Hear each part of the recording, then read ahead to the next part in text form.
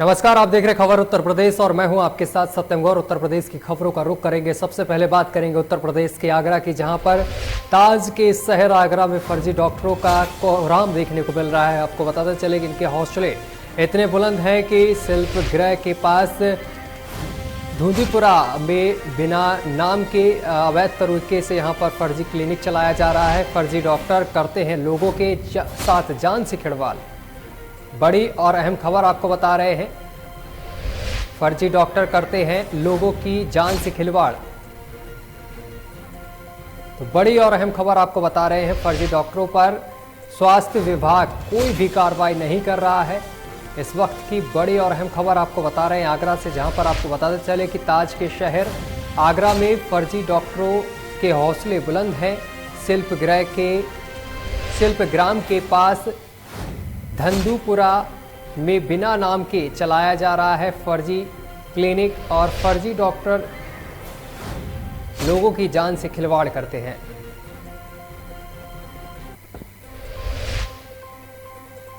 अलीगढ़ के मलखानपुर जिला अस्पताल में सीएमएस के द्वारा महिला कर्मचारी मीना कुमारी को यहां पर धमकाने और अभद्र व्यवहार किए जाने के बाद तबीयत खराब होने पर स्वास्थ्य कर्मियों ने अब धरने पर बैठ गए हैं।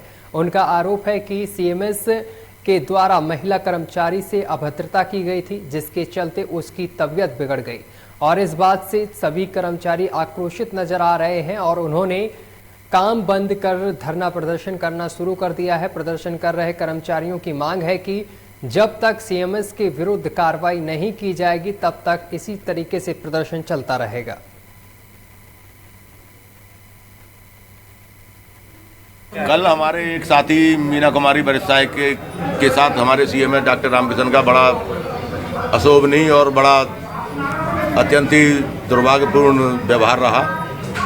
उसके उपलक्ष्य में वो कल बेचारी बेहोश होकर गिर गई, मानसिक उत्पीड़न हुआ उनका, जिसके उपलक्ष्य में उनको जिसके कारण उन्हें इमरजेंसी में भर्ती कराना पड़ा और भर्ती कराने के उपरांत अब जब साथियों को सबको मालूम पड़ी तो इतना आक्रोश है कि सीएमएस के खिलाफ आंदोलनरत होने के लिए बाध्य होना पड़ रहा है।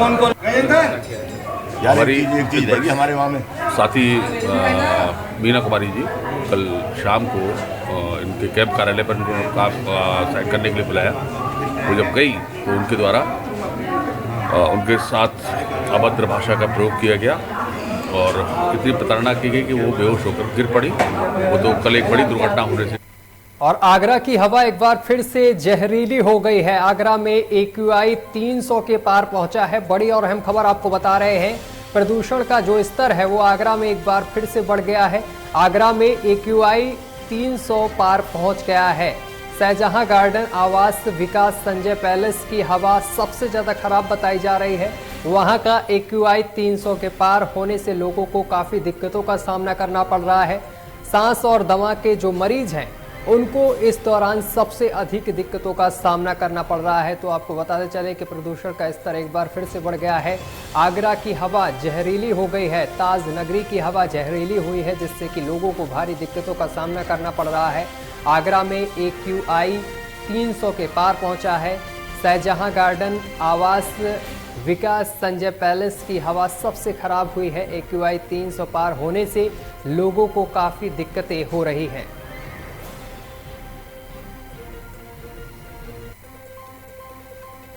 और उत्तर प्रदेश में योगी सरकार के राज्य मंत्री ठाकुर रघुराज सिंह ने अलीगढ़ में उप मुख्यमंत्री केशव प्रसाद मौर्य के बयान पर कहा है कि अयोध्या काशी के बाद मथुरा की बारी है और ये हमारे एजेंडे में है। इसमें क्या बुरा है? हमारा हिंदुत्व का दिवस स्थान है। और साथ ही उन्होंने कहा है कि कृष्ण भगवान हमारे सबके भगवान थे और वही एक ऐसे भगवान हैं जिन्होंने हस्तलिखित गीता बनाई है। तो इसलिए आधारित देश चलाना है और प्रदेश चलाना है। साथ ही उन्होंने कहा है कि विश्व चल रहा है और उत्तर प्रदेश ही नहीं, देश में जो भी हमारे देव स्थान, जो भी हमारे भगवानों के कब्जे किए गए हैं, पूरे पंथ ने उनको हम जबरिया लेंगे। देखिए, आदरणीय केशव प्रसाद मौर्य जी ने बिल्कुल सही कहा है कि अयोध्या और काशी के बाद मथुरा की बारी है। तो ये तो हमारे एजेंडा में है, इसमें क्या बुराई है। और हमारा हिंदुत्व का देवस्थान है, कृष्ण भगवान हम सबके भगवान थे, और वही एक ऐसे भगवान है जिन्होंने हस्तलिखित गीता बनाई है। तो इसलिए उसी का आधार देश चलता है, उसी के आधार प्रदेश चलता है, उसी के आधार विश्व चल रहा है। इसलिए मथुरा की बारी कोई अतिशयोक्ति थोड़ी है। ठीक है, उन्होंने सही कहा है, बिल्कुल एकदम सही कहा है। तो क्या मानते हैं सर आप, उत्तर प्रदेश में कौन सी ऐसी और जगह है जहाँ मतलब जो है उत्तर प्रदेश में नहीं, देश में जो भी हमारे देवस्थान और जो हमारे भगवानों के कब्जा किए हैं दूसरे पंथ ने, उनको हम जबरिया ले लें। चलिए खबरों में आगे बढ़ेंगे, बात करेंगे उत्तर प्रदेश के अमेठी की, जहां पर तेज रफ्तार का कहर देखने को मिला है। तेज रफ्तार दो बाइक की आमने सामने भिड़ंत हो गई है और इस हादसे में एक युवक की मौके पर ही दर्दनाक मौत हो गई है, जबकि हादसे में 2 लोग गंभीर रूप से घायल बताए जा रहे हैं। सीएससी अमेठी से जिला अस्पताल इन घायलों को रेफर कर दिया गया है, क्योंकि इनकी हालत ज्यादा खराब देखते हुए डॉक्टरों ने इनको तत्काल जिला अस्पताल के लिए रेफर कर दिया है। संग्रामपुर थाना क्षेत्र के रामघाट के पास की ये पूरी घटना बताई जा रही है, जहां पर तेज रफ्तार का कहर देखने को मिला है। 2 बाइकें आमने सामने इनकी भिड़ंत हो गई है और इस हादसे में आपको बताते चले एक युवक की मौत हो गई है, जबकि 2 युवक गंभीर रूप से घायल बताए जा रहे हैं।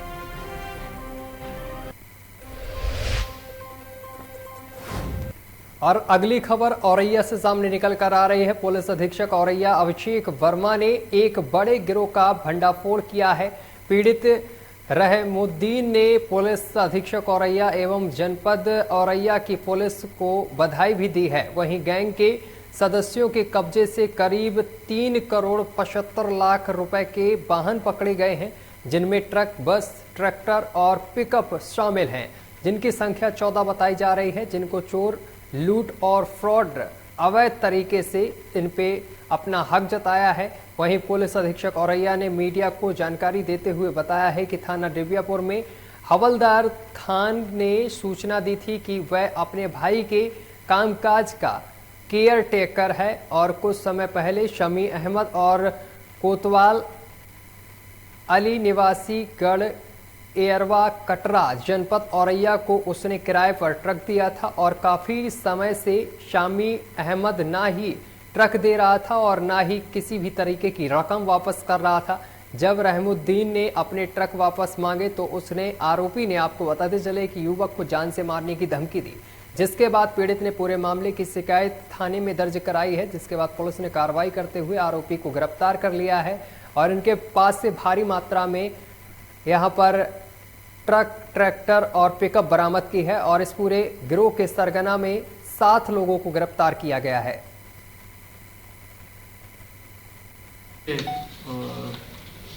औरैया पुलिस को एक सूचना मिली थी जिसमें एक वादी थे रहमुद्दीन जी। इन्होंने बताया था कि इनके ट्रक को एक शमीम नाम के व्यक्ति द्वारा किराए पे लिया गया है ट्रक चलवाने के लिए, और उस ट्रक को ना तो वो वापस कर रहा है और ना ही उस ट्रक के चलाने के एवज में जो उनको पैसे दिए जाने थे वो उनको दे रहा है। इस पर हमने तत्काल अपनी स्वॉट टीम को एक्टिवेट किया और स्वॉट टीम द्वारा इसमें छानबीन करी गई। इसमें क्या मामला है, क्या प्रकरण? मौजूदा योगी सरकार अयोध्या जनपद के विकास का ढिंढोरा बेशक पीट रही हो, पर जमीनी हकीकत कुछ और ही नजर आ रही है। हम आपको बता रहे हैं अयोध्या जनपद के रुदौली विधानसभा के नयपुरवा मजरेट लोहाटी की एक घटना, जहां के ग्रामीण बद से बदतर जिंदगी जीने को बेबस नजर आ रहे हैं। आदिवासी के इतने, आपको बताते चले कि आदिवासी जैसी जिंदगी यहां पर जी रहे हैं। आज़ादी के इतने दशक बीत जाने के बाद भी ग्रामीणों को अभी तक पानी, बिजली, सड़क जैसी मूलभूत सुविधाओं से वंचित रखा गया है और यहाँ के बच्चे मोबाइल की रोशनी से पढ़ाई करते हैं।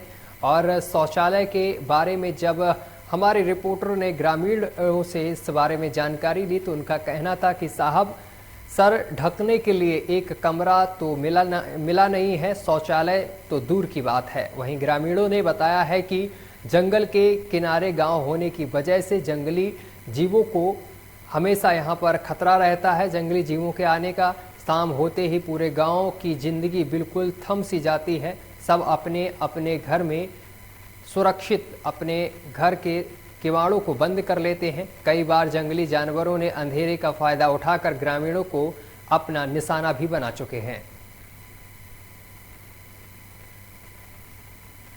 जिला नहीं पूर्व बांसगांव। समस्या यही है जो हमारे गांव के में जो लाइट नहीं है, न सड़क है, न कोई खड़ंजा है, कोई सुविधा नहीं है।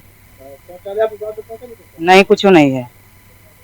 गांव में बिजली की क्या व्यवस्था है? कोई व्यवस्था नहीं है। 50 वाट 10 वाट के ही पैनल रख करके अपने सुविधा बनाए रखे हैं। आप लोग कितने सालों से लगे यहाँ पे? 20-25 साल हो गया। कोई नेता वगैरह यहाँ पे नहीं आया? नेता नगरी आते हैं, चले जाते हैं भाषण दे दे करके। काम कोई कुछ नहीं कर रहा? कोई कुछ नहीं कर रहा है। राजकुमार सर। कौन सा गाँव है ये? नहीं पूर्वा सर बांसगांव लोहटी मौजा है। कितने साल से रह रहे हैं? यहाँ सर हम लोग 25 से 30 साल हो गया रहते हुए। सरकारी तरफ से आपको क्या क्या सुविधा मिली? सरकारी तरफ से सर यहाँ पर कोई सुविधा भी नहीं है और हम लोग बिल्कुल निर्भूम वाले लोग हैं और तराई बेल्ट से आकर यहाँ पे हम लोग घर बनाए और घर ही घर है हमारे लोग के पास। न यहाँ हम बच्चों को पढ़ा पाते हैं और न कोई हमारे लोग की समस्या है। सड़क भी नहीं है, बिजली भी नहीं है। दिन में बच्चे प्राइवेट स्कूल या सरकारी किसी तरह से थोड़ा बहुत करके पढ़ते हैं। दंगल और सरकार राज जैसी फिल्मों में अपने अभिनय के बल पर अपनी एक अलग पहचान बना चुके फिल्म अभिनेता शिशिर शर्मा आज बरेली पहुंचे हैं। निजी शादी समारोह में भाग लेने बरेली पहुंचे अभिनेता सुशील शर्मा ने इस मौके पर मीडिया से बात की है और मीडिया से बात करते हुए उन्होंने कहा है कि फिल्मी इंडस्ट्री के लिए कोरोना काल एक बुरे ख्वाब की तरह है। 2021 में फिल्म और उससे जुड़े लोग काम ना होने के चलते अपने अपने घर चले गए थे।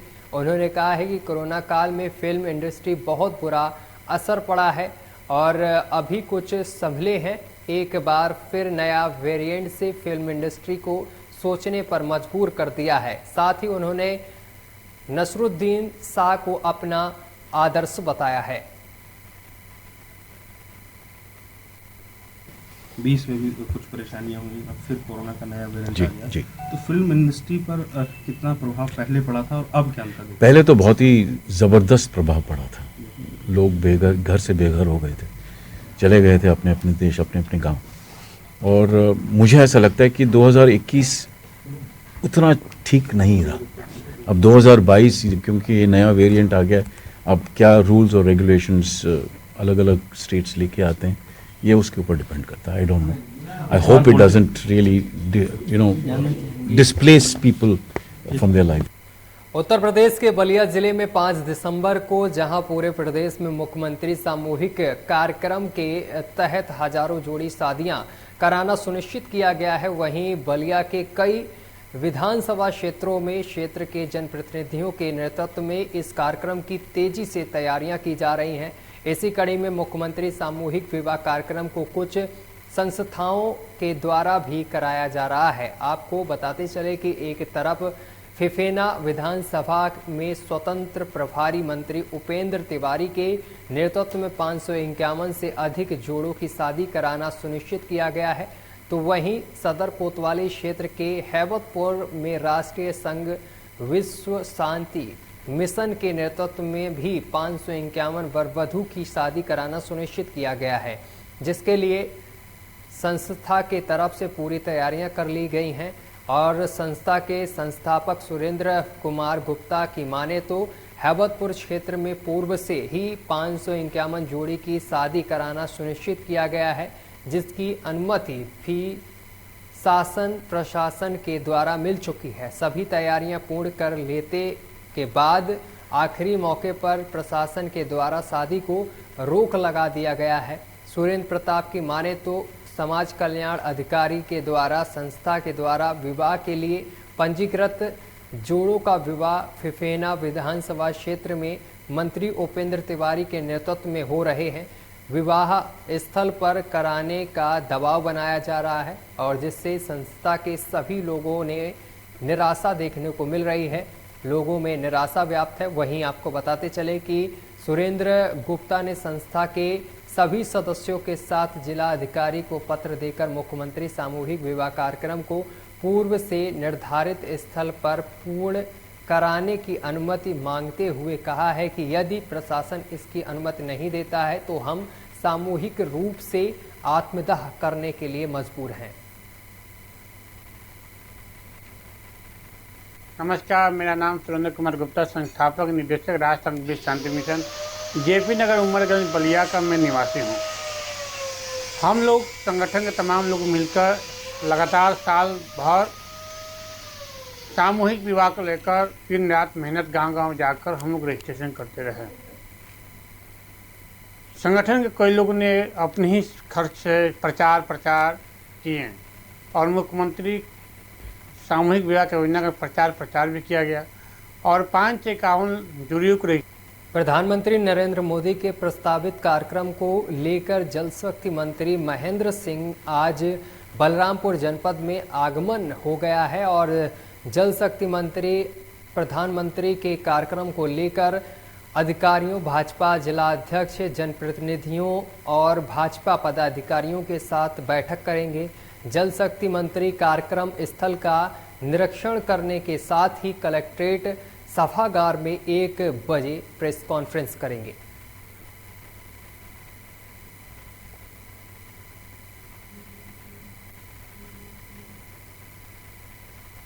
और अगली खबर उत्तर प्रदेश के चंदौली जनपद के जिला अस्पताल स्थित जिला क्षय रोग अधिकारी कार्यालय से है, जहां पर आपको बताते चले कि NACO के कर्मचारियों ने विश्व एड्स दिवस को काले दिवस के रूप में मनाकर अपने विभिन्न मांगों को लेकर प्रदर्शन किया है। वहीं आपको बताते चले कि जिला क्षय रोग अधिकारी और नोडल अधिकारी डॉक्टर DN मिश्रा को ज्ञापन भी दिया है।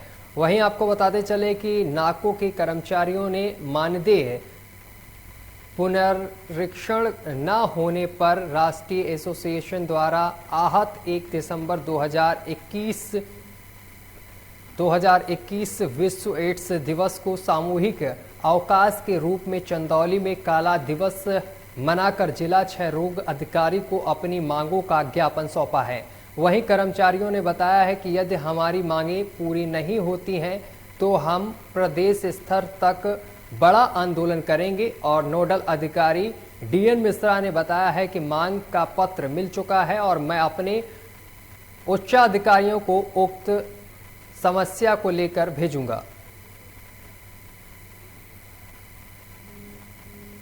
अपना परिचय बताएं। डॉक्टर DN मिश्रा, हम जिला क्षय रोग अधिकारी एवं एड्स का जनपदी जो है एड्स कंट्रोल जी जी। नाको के कर्मचारियों ने अभी आपको ज्ञापन दिया है, क्या है मामला? मामला है कि ये लोग जो है बहुत पुराने कर्मचारी हैं जी और एक जो है बहुत कम मानदेय पर काम कर रहे हैं, 13,000 पर मंथ जी। वो हमेशा वही रहा। तो हम जो ज्ञापन दिए हम उनको जो है उच्च अधिकारियों को सहानुभूतिपूर्वक विचार करने अपना परिचय बताएं। सर, मैं अरुण कुमार पाठक, लैब टेक्नीशियन हूँ, जिला चिकित्सालय चंदौली से। आप लोग जिला क्षय केंद्र चंदौली के कार्यालय के बाहर खड़े हैं, क्या है मामला? सर, हम लोग को वेतन वृद्धि की मांग की गई है जो 2017 से लंबित है और हम लोग का वेतन फेज वाइज बदला जाना था, लेकिन 2017 से वादा खिलाफी हो रही है। बार बार कहा जा रहा है कि बस बढ़ जाएगा और लेटर दिया गया, लेकिन उसका कोई सकारात्मक जवाब नहीं दिया। इसके बारे में आपने अपने उच्चाधिकारियों से बात किया? जी हाँ, सबको लेटर दिया गया है। और जौनपुर में कोरोना का मरीज मिलने से हड़कंप मच गया है। 41 दिन बाद नया मरीज मिला है। बीमारी के चलते नहीं लगाया था दूसरा डोज, इसके बाद आपको बताते चले कि मरीज मिला है। वहीं स्वास्थ्य विभाग ने परिजनों का लिया है सैंपल। बड़ी और अहम जानकारी आपको बता रहे हैं एक बार फिर से। जौनपुर में कोरोना का नया मरीज मिलने से हड़कंप मच गया है। 41 दिनों के बाद ये नया मरीज मिला है। बीमारी के चलते नहीं लिया था दूसरा डोज और स्वास्थ्य विभाग ने परिजनों के भी सैंपल लिए हैं।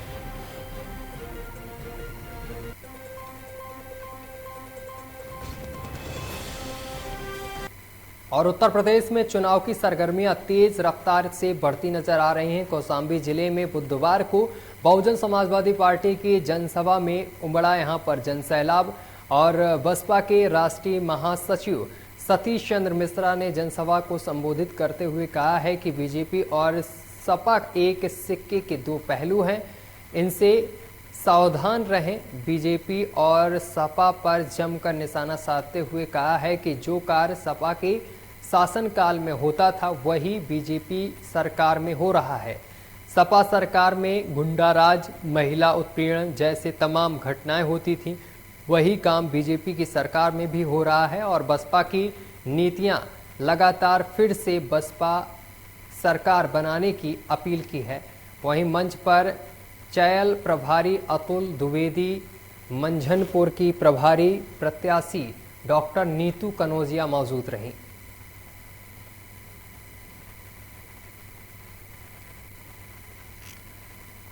और ललितपुर से अहम खबर सामने निकल कर आ रही है। सपा के राष्ट्रीय अध्यक्ष का ललितपुर दौरा है और अखिलेश यादव विशाल जनसभा को संबोधित करेंगे।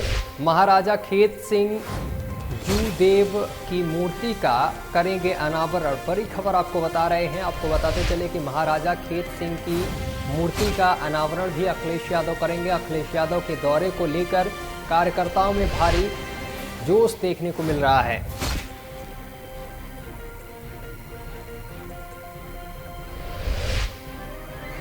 और बजाज चीनी मिल प्रबंधन द्वारा किसानों का गन्ना भुगतान रोके जाने से आक्रोशित किसान संगठनों ने लखीमपुर खीरी के पलिया कला में चीनी मिल प्रबंधन पर एफआईआर दर्ज कराने की कोशिश में लग गए हैं। किसान मजदूर संगठन जिला अध्यक्ष श्री कृष्ण वर्मा ने बताया है कि गोली चीनी मिल किसानों का पिछले सत्र का भी भुगतान नहीं कर रही है। इसको लेकर किसान आक्रोशित हैं।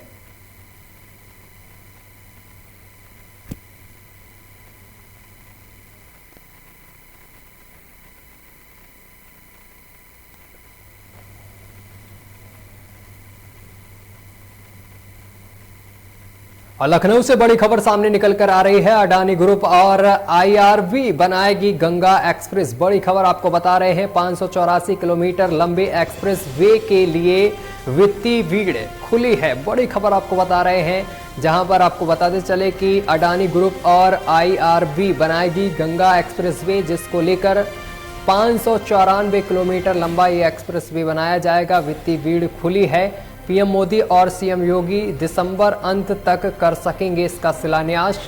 इसके साथ ही आपको बताते चले कि प्रयागराज से मेरठ तक 4 चरणों में बनेगा ये एक्सप्रेस वे। एक्सप्रेस वे के दोनों ओर औद्योगिक कॉरिडोर भी होगा स्थापित।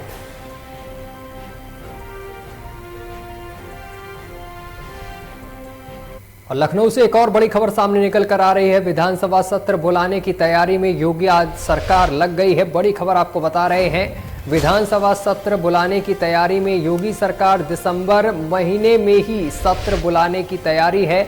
मेट्रो एक्सप्रेस वे के लिए रकम का इंतजाम होगा। राज्य कर्मचारियों के लिए चुनावी तोहफों का ऐलान कर सकती है सरकार। दूसरा अनुपूरक बजट लाया जाएगा।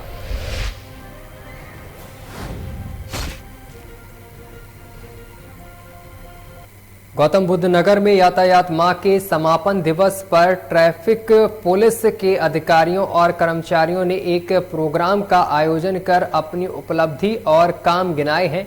उन्होंने बताया है कि रोड पर चलते समय यातायात के नियमों के प्रति स्कूल के छात्रों और लोगों को जागरूक करने के साथ पेट्रोल और डीजल की समय सीमा समाप्त कर चुकी गाड़ियों को सीज किया गया है। सर, गौतम बुद्ध नगर में यातायात माह का समापन हुआ। अब तक पूरे 1 मंथ में कितने चालान किए गए हैं और क्या क्या कार्रवाई की गई है? ये यातायात माह नवंबर का समापन कल था और इसे समापन नहीं कहना उचित नहीं हुआ। ये लगातार हम लोग चाहे नवंबर माह हो या फिर दूसरा माह हो, हम लोग यातायात को ध्यान में रखते हुए जागरूकता कार्यक्रम, चालान की कार्रवाई करते हैं। लेकिन नवंबर माह एक विशेष फोकस एरिया रहता है हमारा, जिसमें हम लोग हर एक क्षेत्र पे काम करने का प्रयास करते हैं। अगर जागरूकता की बात कहें तो हम लोग का टारगेट था कि स्कूल के बच्चों को अवेयर करना, ताकि वो फैमिली को अवेयर करते हैं और उसके माध्यम से लोग और भी ज़्यादा संवेदनशील होते हैं। तो लगभग प्रतिदिन कोई ना कोई स्कूल में जाकर अवेयरनेस प्रोग्राम चलाया गया, लोगों बच्चों को ट्रैफिक के नियमों के बारे में जानकारी दी। और चुनावी माहौल में नेता अपनी मर्यादा भूलते जा रहे हैं। वोटों के खातिर कुछ भी बोलने की से बाज नहीं आ रहे हैं। यूपी के कैबिनेट मंत्री महेंद्र सिंह ने सपा मुखिया अखिलेश यादव पूर्व मुख्यमंत्री को घटिया सोच वाला बता डाला है, जिन्ना और मुगलों से तुलना कर डाली है। आपको बताते चले कि ओलर बोले महेंद्र सिंह जो पिता का सम्मान नहीं कर सकता उसकी सोच कैसी होगी, आप सोच सकते हैं। और इसके साथ ही उन्होंने कहा है कि देर शाम महेंद्र सिंह रानीगंज विधानसभा में धीरज ओझा द्वारा आयोजित सदस्यता अभियान कार्यक्रम में पहुंचे थे, जहां उन्होंने अखिलेश यादव पर निशाना साधा है और अखिलेश यादव लैपटॉप वाले बयान के सवाल पर महेंद्र सिंह ने प्रतिक्रिया दी थी। तो पता चल गई, जो जिन्ना की सोच थी एकदम उनकी सोच है, जो मुगल काल के लोगों की सोच थी एकदम उनकी सोच है। जो अपने पिता को सम्मान नहीं कर सकता है उसकी सोच कैसी होगी वो आप सोच सकते हो। लैपटॉप नहीं मैं आपसे बता रहा हूँ ना कि वही सोच उनकी है, इसलिए घटिया स्तर के सोच के कारण से ही उत्तर प्रदेश को गर्त में ढकेल दिए थे। आज योगी जी ने नंबर 1 का राज्य अखिलेश। शाहजहांपुर स्मार्ट सिटी परियोजना के अंदर शाहजहांपुर में सड़कों और चौराहों का नवीनीकरण और चौड़ीकरण किया जा रहा है, जिस दौरान कोतवाली थाना क्षेत्र में बनी पुलिस चौकी राजघाट और पुलिस चौकी अजीजगंज अस्थायी जगह पर चल रही थी और सड़क के चौड़ीकरण के कारण चौकियों का स्थानांतरण किया जाना आवश्यक था, जिसके संबंध में पुलिस अधीक्षक शाहजहांपुर द्वारा जगह को चिन्हित कर निर्माण कर चौकी को स्थानांतरित किए जाने के संबंध में निर्देश दिए गए थे।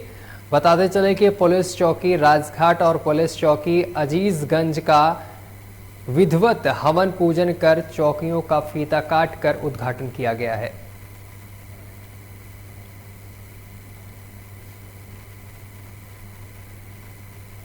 और इसी के साथ बुलेटिन में अभी के लिए बस इतना ही। देश दुनिया की तमाम खबरें देखने के लिए देखते रहिए लोकमंच न्यूज।